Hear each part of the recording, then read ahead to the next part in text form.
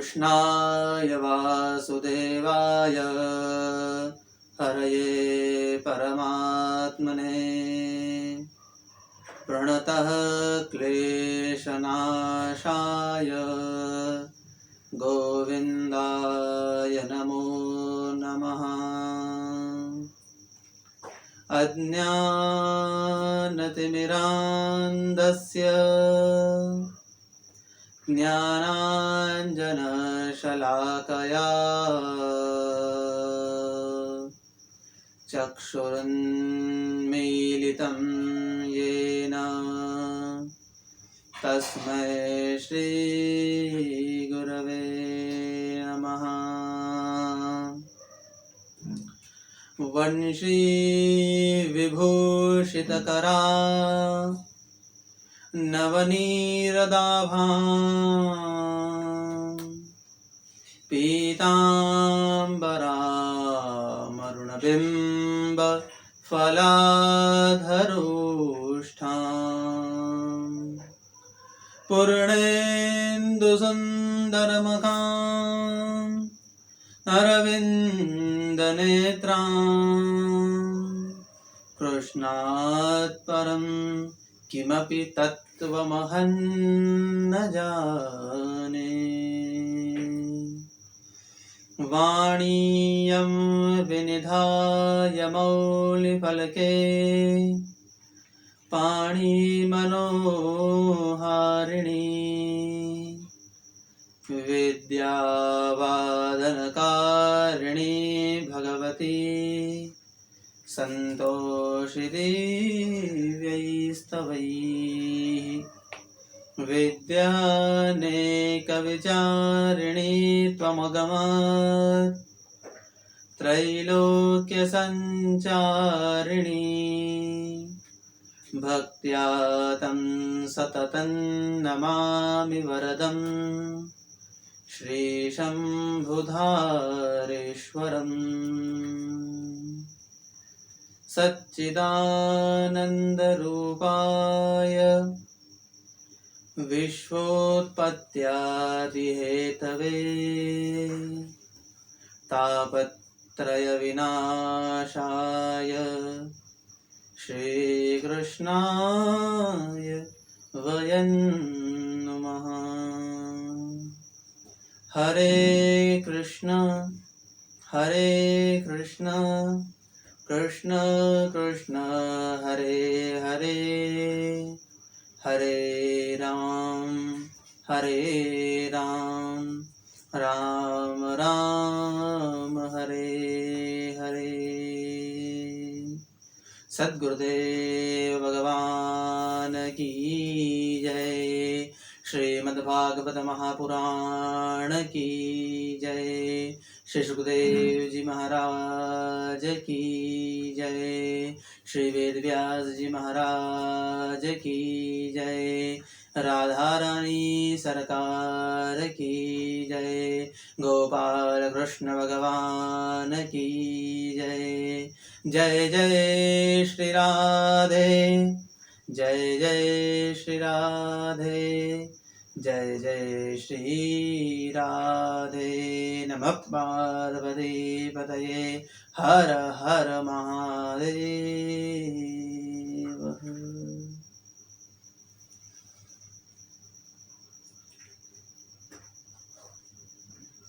आइए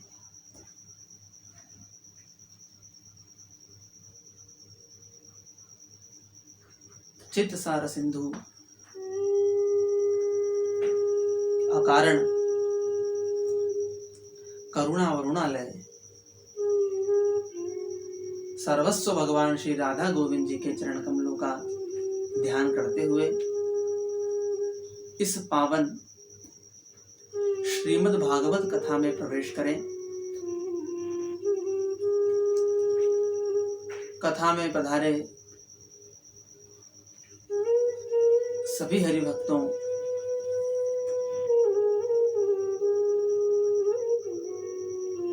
जो भी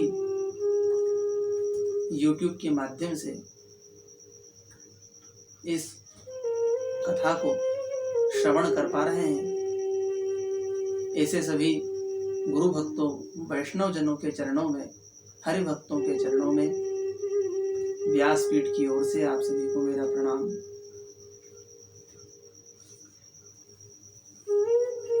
कथा के इस पावन तृतीय दिवस में हम लोग भक्ति और श्रद्धा के साथ प्रवेश करने जा रहे हैं।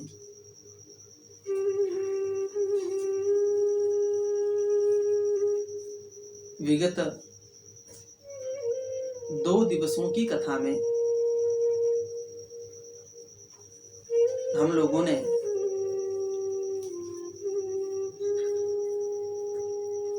श्रीमद् भागवत जी के महात्म्य को, उनकी महिमा को समझा।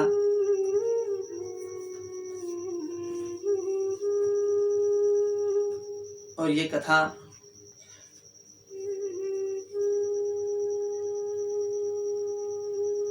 करने से क्या लाभ है, किनको लाभ हुआ और किसने किसे कथा सुनाई, ये सब हम लोगों ने विगत 2 दिन की कथा में श्रवण किया।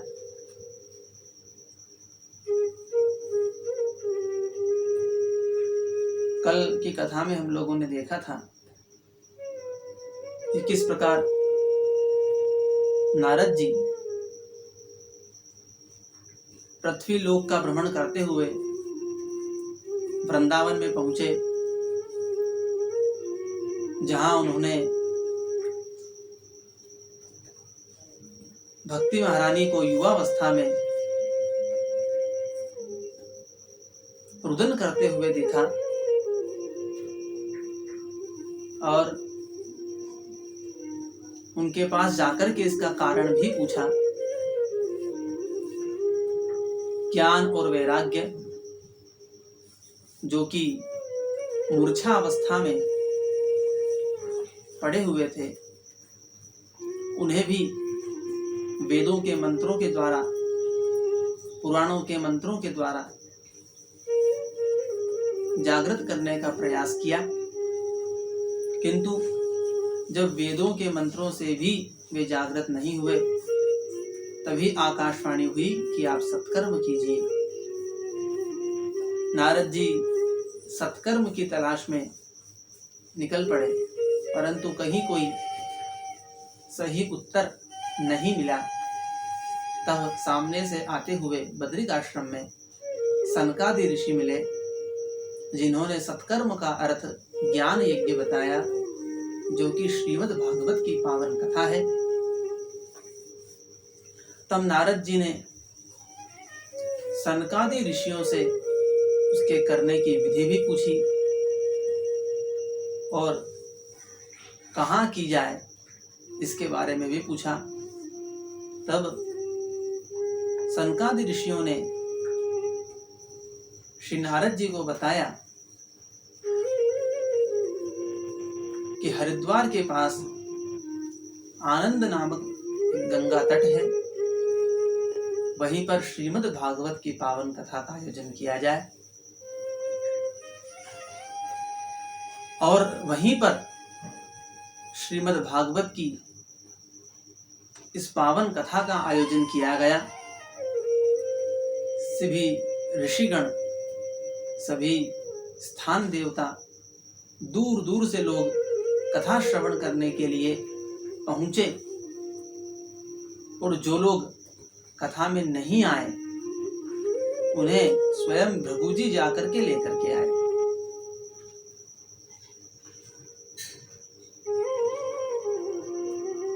आनंद वन में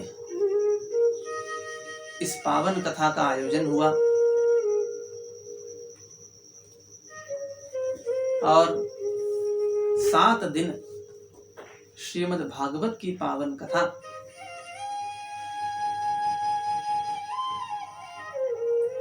सनत कुमार आदि ऋषियों ने किया। श्रीमद् भागवत के प्रभाव से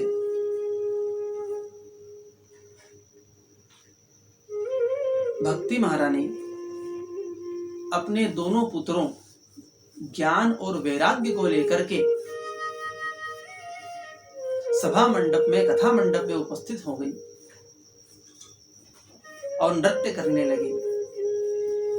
ये देखकर नारद जी को भी बड़ा आश्चर्य हुआ, क्योंकि जिन ज्ञान और वैराग्य की मूर्छा वेद शास्त्र आदि के मंत्र सुनने से भी नहीं हुई, उनकी मूर्छा श्रीमद् भागवत के श्रवण मात्र से हो गई।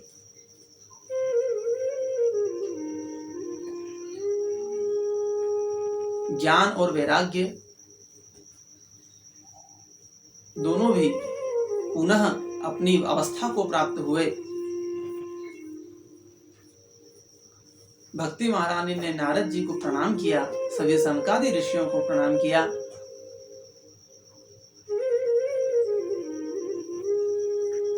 और नारद जी ने भक्ति महारानी से कहा कि हे भक्ति महारानी, आप सदैव भक्तों के हृदय में निवास करेंगी।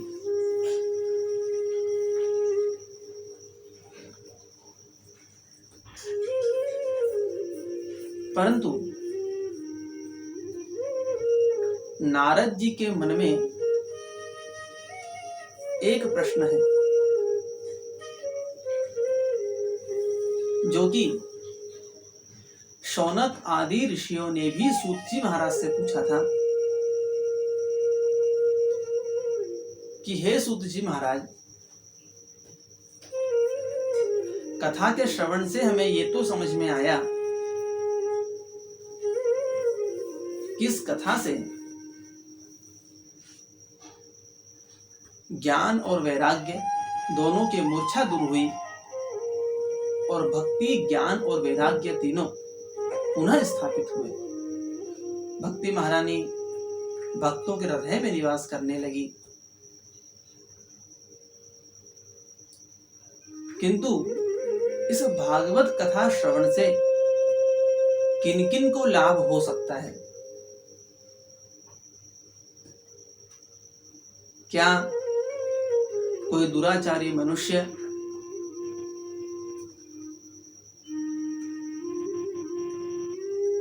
कोई पापी मनुष्य कोई गलत कर्म करने वाला मनुष्य, क्या वो भी इस कथा श्रवण से मुक्ति को प्राप्त कर सकता है?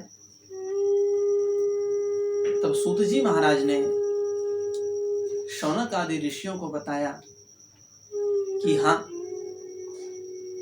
यदि कोई पापी मनुष्य, कोई कामी मनुष्य भी यदि कथा श्रवण करे तो कथा श्रवण करने से उसके पूर्व पाप भी नष्ट हो जाते हैं और मोक्ष को प्राप्त होता है। ये मानवः पापकृतस्तु सर्वदा सदा दुराचार रता विमार्गगाः क्रोधाग्निदग्धा कुटिलाश्च कामिनः सप्ताह यज्ञेन कलौ पुनन्ति ते। जो मानव सदैव पाप करते रहते हैं, सदा दुराचार में रत रहते हैं, गलत रास्तों पर चलते हैं, क्रोध की अग्नि से दग्ध हो रहे हैं, कुटिल हैं, कामी हैं, वे भी इस श्रीमद् भागवत कथा के श्रवण से मुक्ति को प्राप्त हो सकते हैं। आवश्यकता है पूर्ण श्रद्धा और विश्वास के साथ में इस भागवत कथा को श्रवण करने की।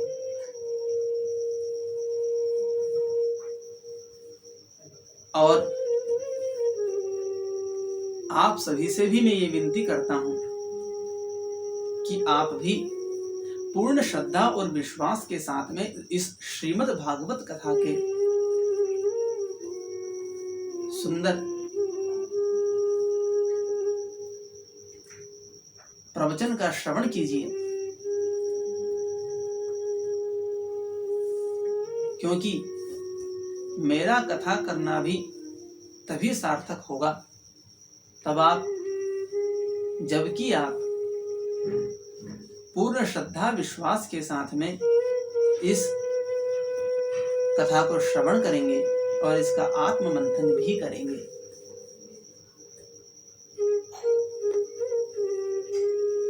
और मैं तो इस कथा को क्या कर पाऊंगा, इस कथा को करने से आप सभी का लाभ तो होगा ही, साथ ही साथ इस कथा को करने से मेरा स्वयं का लाभ भी होने वाला है।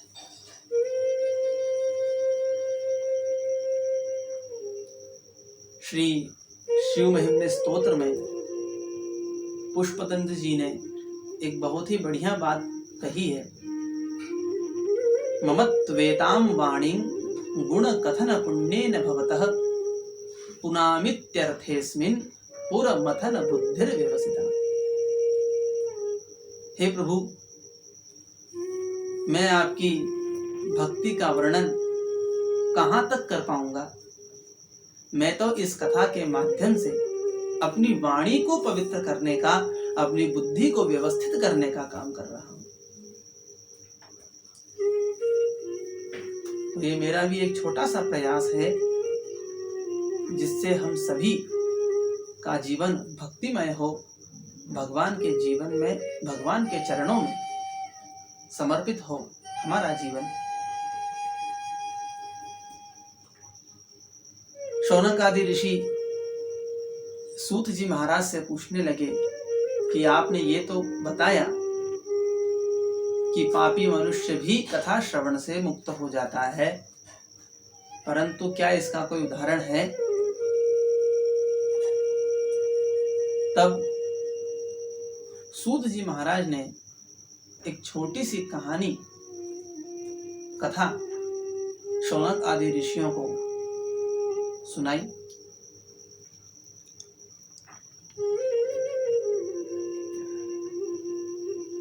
अनूपपुर नाम का एक नगर था, अत्यंत रमणीय नगर था। वहां पर आत्मदेव नाम का एक विद्वान ब्राह्मण रहता था। सभी वेद शास्त्रों का ज्ञाता, कर्मकांड में विशारद और आत्मदेव ब्राह्मण के घर में किसी प्रकार की कोई कमी नहीं थी। धन धान्य से समृद्ध, ज्ञान से समृद्ध, सभी प्रकार का सुख था। और आत्मदेव की पत्नी का नाम था धुंधली। जैसा नाम वैसा ही गुण, बिल्कुल भागवत जी में तो आया है, लोक वार्ता रता क्रूरा, यानी कि इधर उधर की बात करने में माहिर, दूसरों की बात करने में आनंद आने वाला ऐसा स्वभाव, क्रूर स्वभाव। और स्ववाक्य स्थापिका ये शब्द भी आया, यानी कि अपनी बात को मनवाने में कुशल और बहुजल्पिका, बहुत बोलने वाली। अच्छा, कुछ का स्वभाव ऐसा होता है कि पतिदेव जैसा कहें उसके विपरीत ही करे। एक प्रसंग ध्यान में आता है।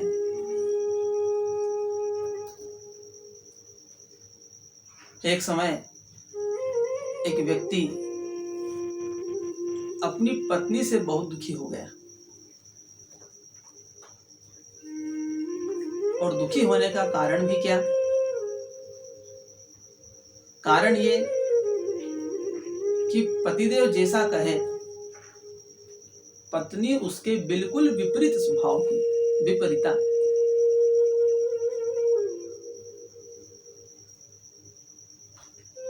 पति बड़ा परेशान हुआ, क्या करे। एक समय श्राद्ध आया, श्राद्ध पक्ष का समय। अपनी पत्नी को कहा कि पितरों के निमित्त श्राद्ध करना चाहिए। तो पत्नी बिल्कुल विपरीत स्वभाव की होने के कारण कहने लगी कि श्राद्ध करने की कोई आवश्यकता नहीं है।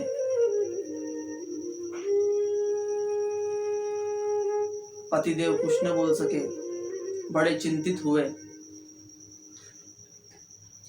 और ये सारा वृत्तांत अपने मित्र को जाकर के सुना दिया। अब उनका मित्र भी कोई समझदार प्राणी रहा होगा, इसलिए मित्र ने एक सुझाव दिया कि तुम एक काम करो, यदि पत्नी विपरीत स्वभाव की है, तुम्हारे बोलने के विपरीत ही कार्य करती है, तो तुमको जैसा कार्य करवाना हो उसके विपरीत ही बोला करो।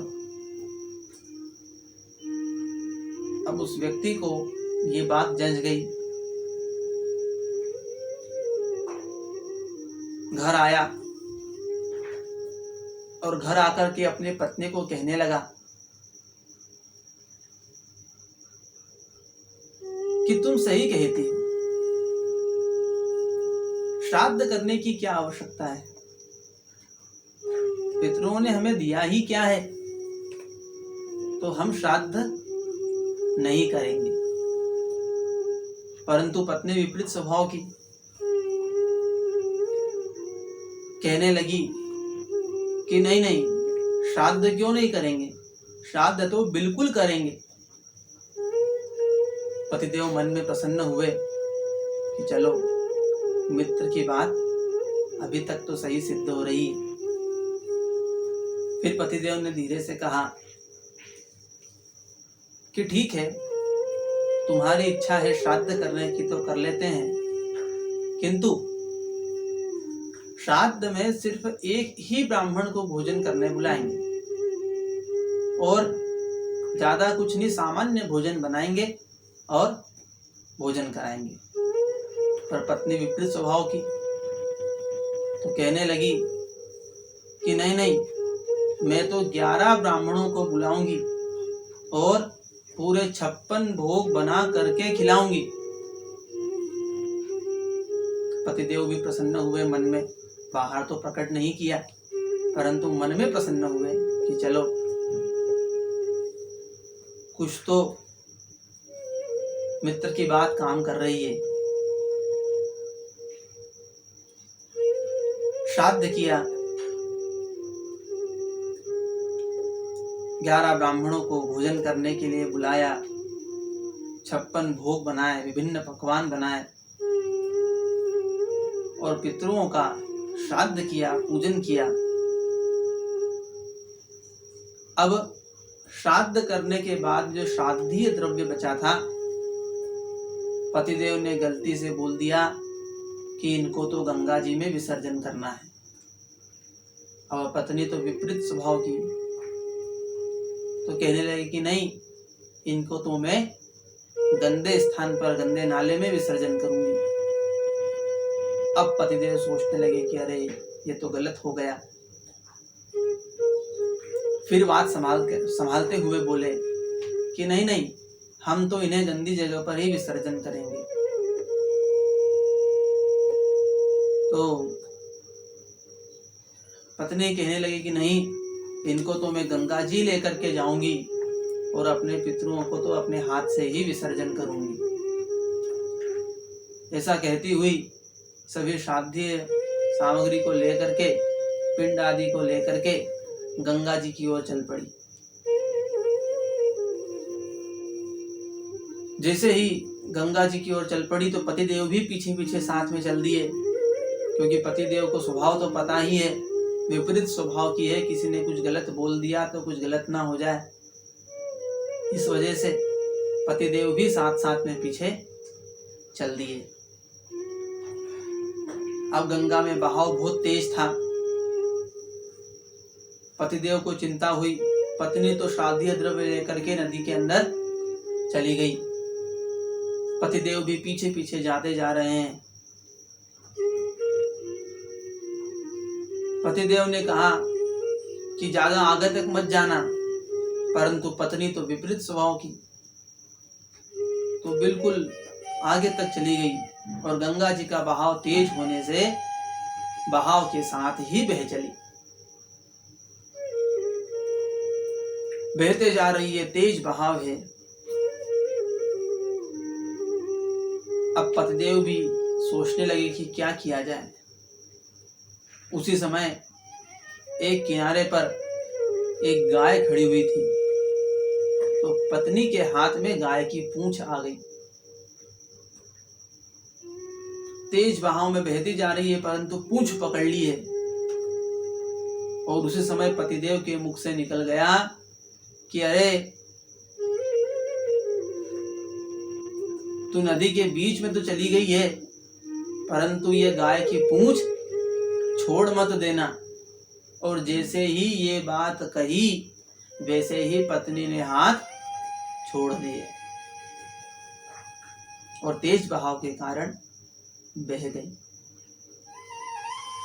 कहने का मतलब सिर्फ इतना है कि जो विपरीत स्वभाव का होता है, उसका हर कार्य विपरीत ही होता है। इसलिए हर मनुष्य को अपने स्वभाव को सरल बनाना चाहिए। जो सरल होता है वो तरल हो जाता है, और जो तरल हो जाता है भगवान उसको अपने चरणों में बुला लेते हैं। हर मनुष्य को अपने हृदय से सरल होना चाहिए। और किन्हीं संतों ने सरल शब्द की एक बहुत सुंदर व्याख्या की है।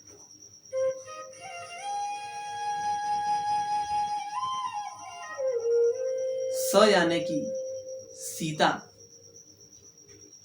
र यानी कि राम, और ल यानी कि लक्ष्मण। जो अपने हृदय में सीता जी को, श्री राम जी को और श्री लक्ष्मण जी को स्थान देता है, वो व्यक्ति सरल हो जाता है।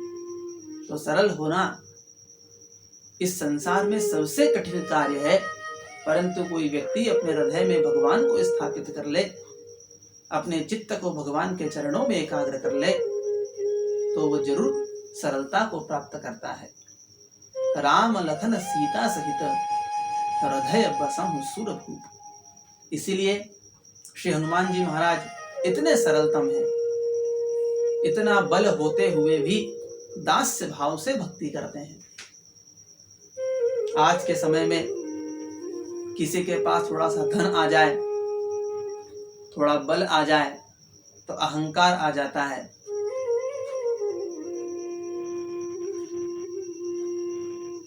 कोई व्यक्ति अगर कहीं रास्ते से जा रहा हो और कहीं ठोकर लग जाए, या कोई वाहन को ठोक दे, दुर्घटना हो जाए, तो व्यक्ति सबसे पहली बात जो करता है वो यही करता है कि तेरे को पता नहीं है मैं कौन हूं। तो पहली बात तो मैं कौन हूं, तो पहला तो मैं, और दूसरी बात कहेगा तुझे पता नहीं है मेरी पहचान कहां तक है। तो मैं और दूसरी बात मेरा।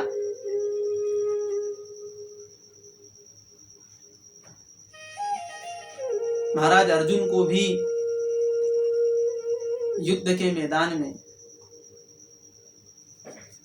यही मोह हो गया कि ये सभी जो हैं वो मेरे हैं, मैं मेरा यही मोह हुआ अर्जुन को रण मध्य। ये मैं और मेरा, मैं यानी कि अकड़, और मेरा जाने की पकड़, ये मैं और मेरा अगर छूट जाए, ये अकड़ और पकड़ अगर चली जाए, तो मनुष्य सरलता को प्राप्त कर सकता है। और भगवान सरल को ही मिलते हैं,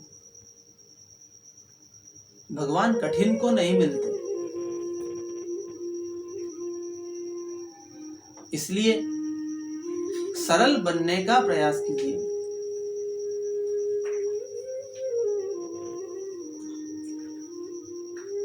और व्यक्ति को, हर मनुष्य को अहंकार को दूर रखना चाहिए।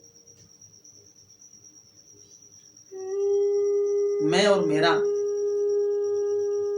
अकड़ और पकड़, ये दोनों चीजें अगर चली जाए तो व्यक्ति सरल हो जाता है।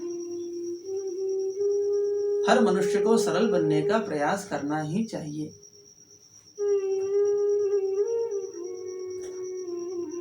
तो जो आत्मदेव की पत्नी है वो बड़ी क्रूर स्वभाव की है, परंतु आत्मदेव इस बात से भी दुखी नहीं है।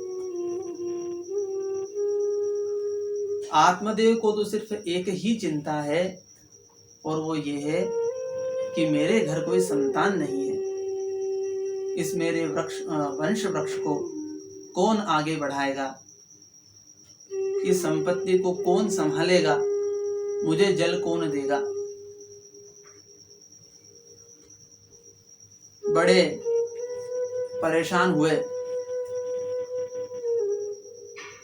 और परेशान होकर के एक दिन वन की ओर चले गए आत्महत्या करने के लिए। परंतु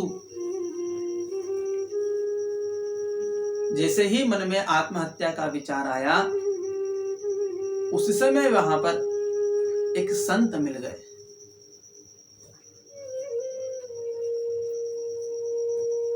और संतों का सानिध्य भी बड़े भाग्य से मिलता है।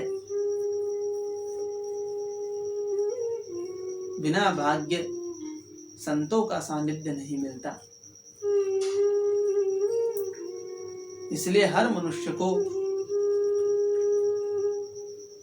संतों का संग करना ही चाहिए। जो मनुष्य संतों का संग करता है वो बड़ी से बड़ी विपत्ति से भी बच जाता है। आत्मदेव ने अपने जीवन में कुछ अच्छे कर्म किए, जिसके प्रभाव से जिस समय आत्मदेव के मन में ये विचार आया कि मैं आत्महत्या करूं, उस समय संत ने आकर आत्मदेव को बचा लिया। यदि आपके जीवन में सत्य के पथ पर चलते हैं, सही कर्मों को करते हैं, सही आचरण करते हैं, तो जब आप विपरीत समय में होते हैं तब किसी न किसी माध्यम से भगवान आपके जीवन में संतों को भेज देते हैं, और उन संतों के सानिध्य से व्यक्ति का जीवन भी बदल जाया करता है। आत्मदेव ब्राह्मण तो आत्महत्या करने के लिए उद्धत थे, किंतु उसी समय संत मिले और संत ने उन आत्मदेव ब्राह्मण को रोक लिया। आत्मदेव रोने लगे और कहने लगे कि हे मुने, आप तो सभी जानते हैं, त्रिकालदर्शी हैं, मुझे ऐसा करने से मत रोकिए।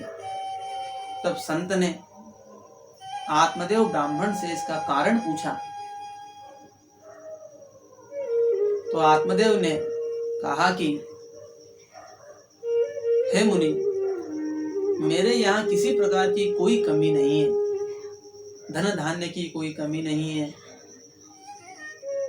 सब कुछ है, परंतु यदि कुछ नहीं है तो वो संतान है। मेरे यहाँ संतान नहीं है, और जिसके यहाँ संतान नहीं होती है उसे मोक्ष नहीं मिलता।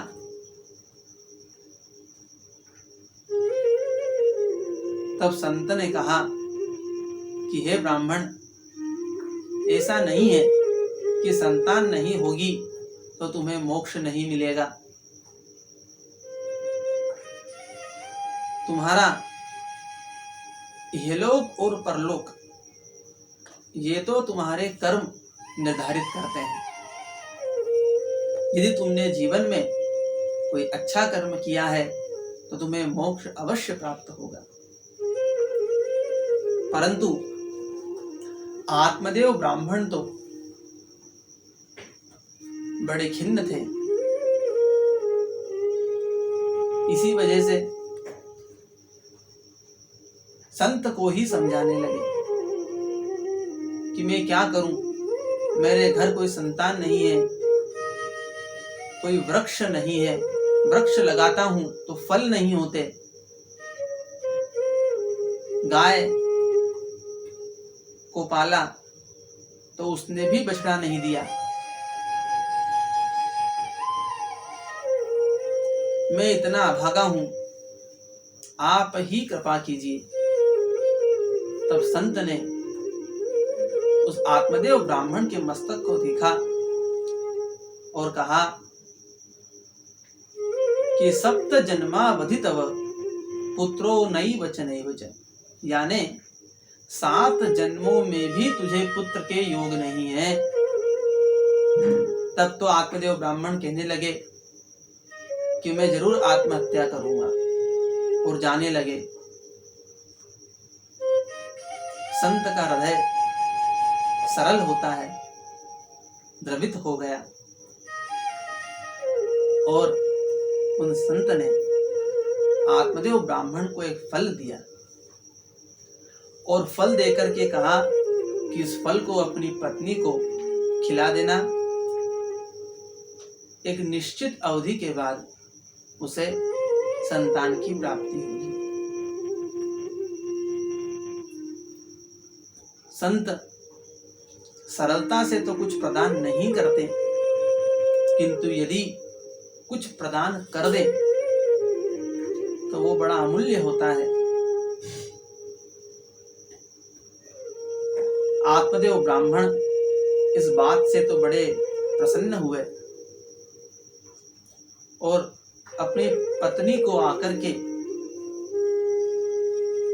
सारा वृत्तांत कह सुनाया। अब पत्नी भी धुंधली ठहरी, फल तो ले लिया, परंतु घर में एक स्थान पर फल को लेकर के सोचने लगी कि फल अगर खाऊंगी तो गर्भवती हो जाऊंगी,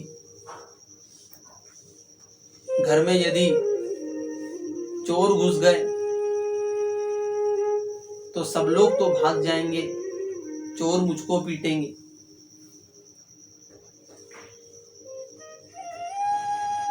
यदि घर में आग लग गई तो सभी तो भाग जाएंगे और मैं जल करके यहीं प्राण त्याग दूंगी। चल फिर नहीं पाऊंगी, पथ्य अपथ्य का भी ध्यान रखना पड़ेगा और संतान जन्म में कष्ट भी बहुत होगा। ऐसा सोचती हुई बैठी है। उसी समय धुंधली की बहन वहां पर आ जाती है। धुंधली पूरा वृत्तांत अपनी बहन को कह सुनाती है। तब उसकी बहन कहती है कि मैं भी संतान को जन्म देने वाली हूं, ऐसा करना कि मेरी संतान मैं तुम्हें दे दूंगी और इस फल की परीक्षा के लिए तुम इस फल को अपनी गाय को खिला दो। देखिए, जो मनुष्य जैसा संग करता है उसके जीवन में वैसा ही घटित होता है। इसलिए सदैव अच्छे लोगों का संग करना चाहिए, अच्छे मनुष्यों का संग करना चाहिए, और इसे ही सत्संग कहा गया है। सत्संग यानी कि सत्य का संग, संतों का संग। और जहां जिस चर्चा के बीच में, जिस चर्चा का मुख्य केंद्र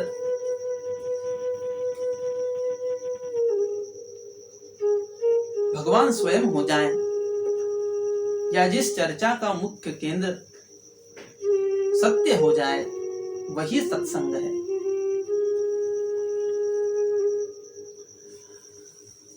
परंतु धुंधली अपनी बहन की बातों में आकर के उसकी बात को मान लेती है, और जो फल संत ने उसे प्रदान किया उसे अपनी गाय को खिला देती है।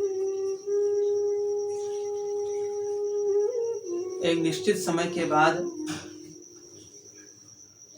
धुंधली की बहन एक पुत्र को जन्म देती है, जिसे लाकर के उसकी बहन धुंधली को सौंप देती है। परंतु जो फल धुंधली अपनी गाय को खिलाती है, उस गाय से भी एक पुत्र का जन्म होता है, जिनके कान गाय के समान होते हैं। इसलिए आत्मदेव ब्राह्मण उसका नाम गोकर्ण रखते हैं।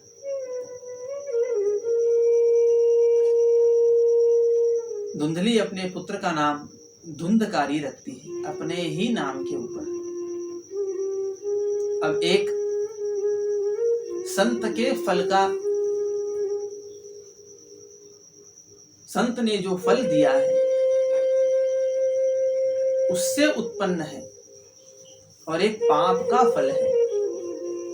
जो पुण्य का फल होता है वो शुभ होता है, और जो पाप का फल होता है वो अशुभ ही होना है। गोकर्ण महाराज तो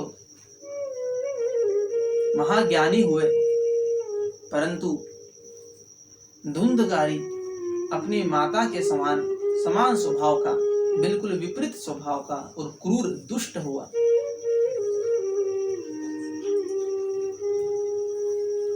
पूरे राज्य में चोरी करना, डाका डालना, लोगों को सताना, राजा के धन को भी चुरा करके ले आना, ये सब कार्य करने लगा। एक दिन तो आत्मदेव ब्राह्मण को भी पीटा, जिससे आत्मदेव ब्राह्मण बड़े दुखी हुए। और उस समय आत्मदेव ब्राह्मण को उस संत की बात याद आई, जिन्होंने कहा था कि एक कुपुत्र होने से तो पुत्र का ना ही होना श्रेष्ठ है। परंतु उस समय आत्मदेव ब्राह्मण को ये बात समझ में ना आई।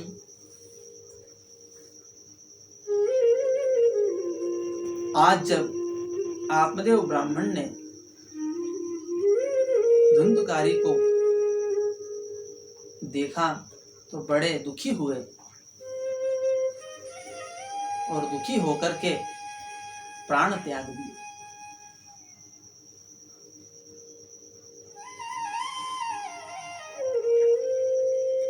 धुंधकारी जो कि अपने स्वभाव के अनुसार अत्यंत क्रूर था,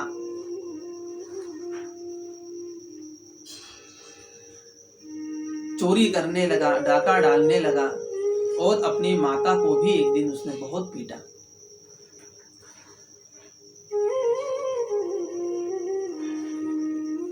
माता ने भी कुएं में कूदकर आत्महत्या कर ली।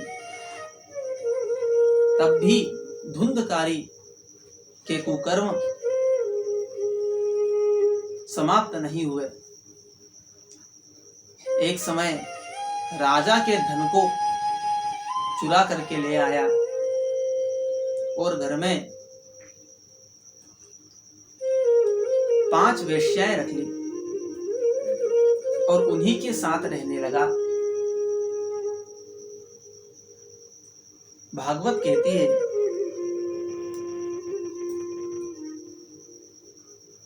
कि हर वो जीव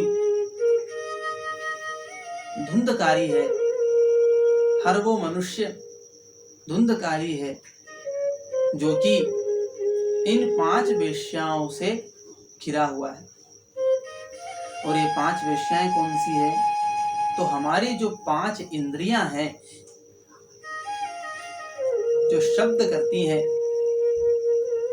स्पर्श करती हैं, रूप को देखती है, रस को लेती हैं और गंध को लेती हैं।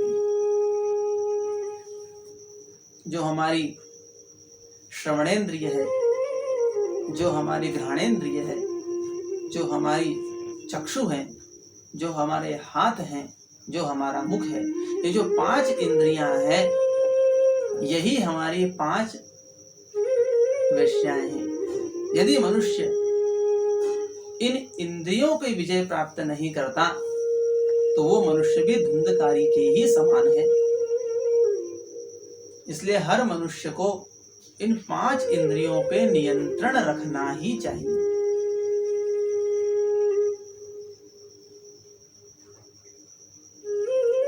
क्योंकि ये 5 इंद्रियां ही हैं जो मनुष्य से सभी गलत काम करवाती है।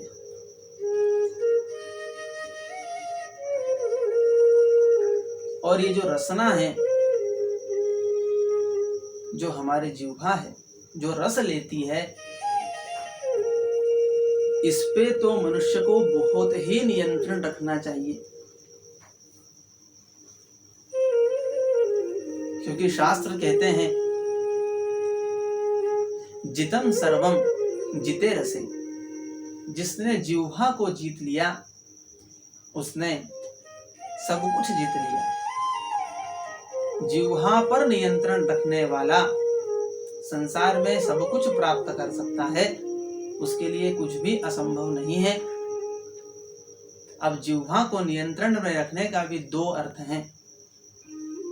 एक तो बोलने में सावधानी। जो मनुष्य मृदुभाषी होता है, जो मनुष्य अच्छा बोलता है, सदैव अपने मुख से भगवान का भजन करता है, वो जिह्वा पर नियंत्रण प्राप्त करता है। और दूसरा अर्थ ये भी है कि जो मनुष्य गलत पदार्थों के सेवन से बचता है वो भी जिह्वा पर नियंत्रण रखता है। यानी जिह्वा पर नियंत्रण रखने के 2 अर्थ हैं। एक तो बोलने में सावधानी और दूसरा गलत पदार्थों के सेवन से बचना। तो ये जो इंद्रियां हैं यही 5 वेश्याएं हैं। और धुंधकारी इन 5 वेश्याओं से इनके साथ में रहने लगा। एक समय वेश्याओं ने सोचा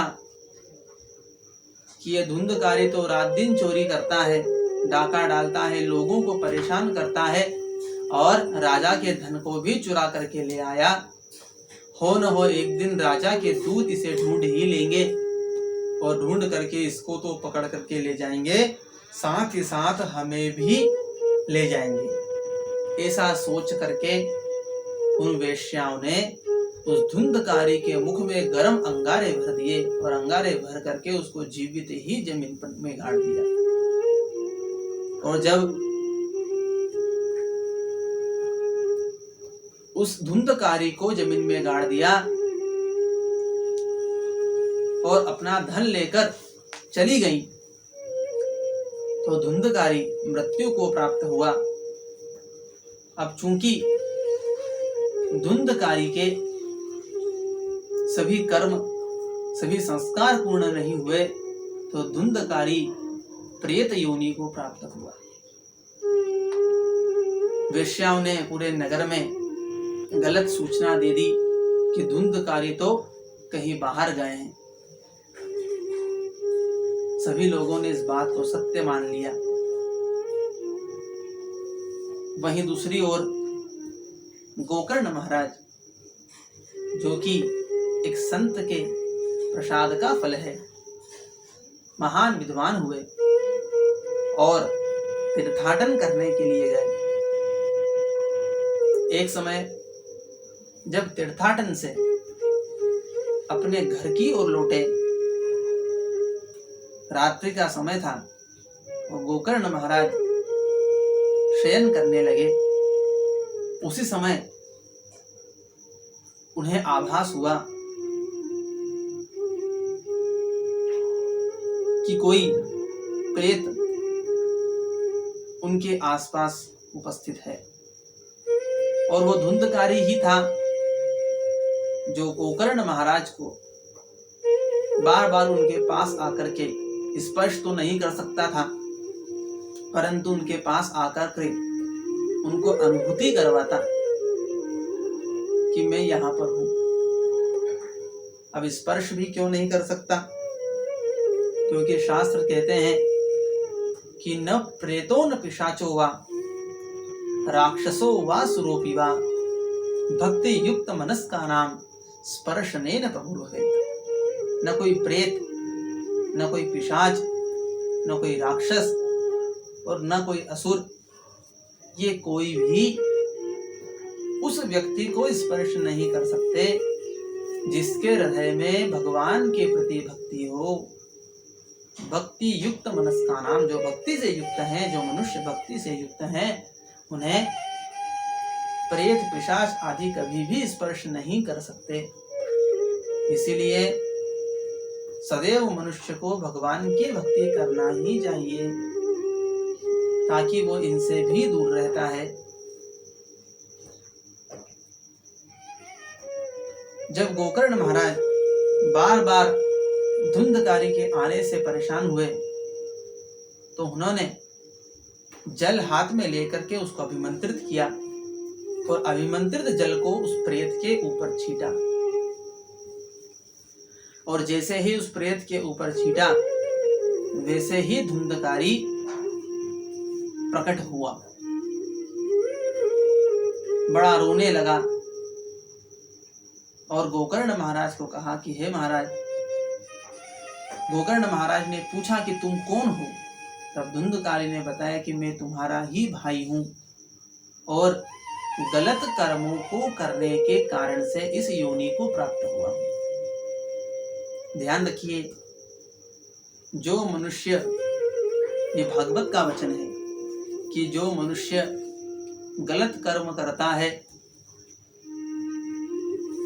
धर्म का पालन नहीं करता, सदैव क्रूर कर्म करता है, गलत कर्म करता है, दूसरों को पीड़ित करता है, वो प्रेत की योनि को प्राप्त होता है।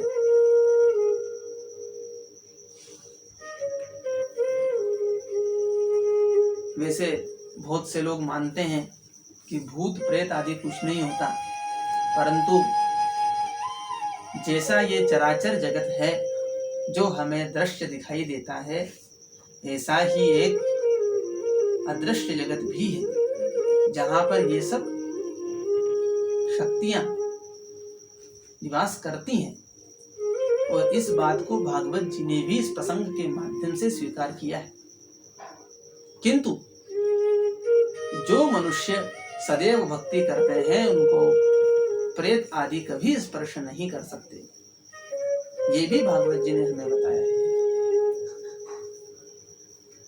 धुंधकारी रोने लगा और गोकर्ण महाराज को कहने लगा कि हे गोकर्ण महाराज, मैं आप ही का भाई धुंधकारी हूँ और गलत कर्मों को करने के कारण से मुझे ये योनि प्राप्त हुई है, परंतु मैं बहुत दुखी हूँ। मेरा मुख जो है वो कांटे के समान तीखा हो गया है। मैं जल नहीं पी सकता, कुछ खा नहीं सकता, सिर्फ वायु पी करके इस अवस्था में रह रहा हूं। अब आप ही मेरा उद्धार कर सकते हैं। अब चूंकि गोकर्ण महाराज को अपने भाई की मृत्यु का समाचार मिल गया था, इसी वजह से गोकर्ण महाराज ने गयाजी आदि में अपने भाई के निमित्त श्राद्ध आदि भी किया। गोकर्ण महाराज ने धुंधकारी को कहा कि हे भ्राता, मैंने तो तुम्हारे निमित्त गयाजी में श्राद्ध भी कर दिया है, फिर भी तुम इस योनि से मुक्त नहीं हुए। तब धुंधकारी ने कहा कि गया श्राद्धम शते नापि मुक्तिर में न भविष्यति, यानी कि हे गोकर्ण महाराज, गयाजी में 100 बार श्राद्ध करने से भी मुझे मुक्ति नहीं मिल सकती। मैंने जीवन में इतने बुरे कर्म किए हैं। तब गोकर्ण महाराज बड़े चिंतित हुए कि अब क्या किया जाए। धुंधकारी को मुक्ति करने का कोई उपाय, कोई साधन गोकर्ण महाराज को नहीं सूझा। तब गोकर्ण महाराज ने सबसे पूछा, कोई भी इसका जवाब नहीं दे पाया। तब गोकर्ण महाराज ने सूर्य भगवान को स्तंभित करके उनसे ही पूछा। तब सूर्य देवता ने गोकर्ण महाराज को कहा कि आप धुंधकारी के लिए श्रीमद् भागवत कथा का श्रवण कराइए, श्रीमद् भागवत कथा का आयोजन कीजिए। सूर्य भगवान के इस वचन को सुनकर के गोकर्ण महाराज ने अपने भाई धुंधकारी के लिए श्रीमद् भागवत कथा का आयोजन किया। दूर दूर से सभी ऋषिगण पधारे, सभी देवता पधारे, बहुत से लोग पधारे। और जब उस सभा मंडप में, कथा मंडप में धुंधकारी को कोई स्थान नहीं मिला तो धुंधकारी एक बांस में जाकर के बैठ गया। हर दिन की कथा होती, उस बांस में 7 ग्रंथियां थी और ये 7 ग्रंथियां जो है हृदय की ही ग्रंथियां हैं। एक एक दिन की कथा, दिवस की कथा होती और एक एक ग्रंथि फटती जाती।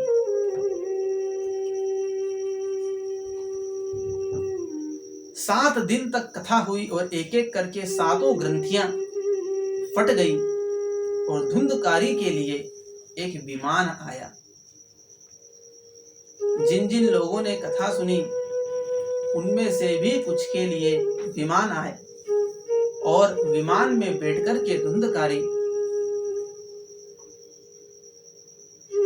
भगवान के लोक को पधारे। विमान का क्या अर्थ है? शास्त्र कहते हैं विगता मानः इति विमान। मान यानी कि अहंकार, अहम। यदि आपके जीवन से, आपके मन से अहंकार चला जाए तो समझिए कि भगवान ने आपके लिए विमान भेजा है। और ये जो बांस की ग्रंथियां हैं, ये हृदय की ही ग्रंथियां हैं। जब तक हृदय की वासना रूपी ग्रंथियां फटती नहीं, तब तक व्यक्ति को मोक्ष की प्राप्ति संभव नहीं है। इसलिए हर मनुष्य को अपने हृदय की इन वासना रूपी ग्रंथियों को अवश्य ही समाप्त करना चाहिए। और ये जो गोकर्ण महाराज हैं, गोकर्ण महाराज विवेक का स्वरूप है और धुंधकारी अज्ञान का स्वरूप है। जब संतों का सानिध्य मिलता है तब विवेक उत्पन्न होता है। इसीलिए कहा गया बिनु सतसंग विवेक न होई, राम कृपा बिनु सुलभ न सोई। और जब तक भगवान की कृपा नहीं मिलती तब तक विवेक भी प्राप्त नहीं होता। और अज्ञान का नाश विवेक के द्वारा ही संभव है। इसी कारण से इस कथा के माध्यम से हमें समझाया गया है कि मनुष्य को सदैव संतों का संग करना ही चाहिए। जो मनुष्य संतों का संग करता है उन्हें विवेक की प्राप्ति होती है और उस विवेक के माध्यम से ही हमारे अज्ञान को दूर किया जा सकता है। श्रीमद् भागवत के महात्म्य की ये छोटी सी कथा हमें बहुत कुछ शिक्षा देती है।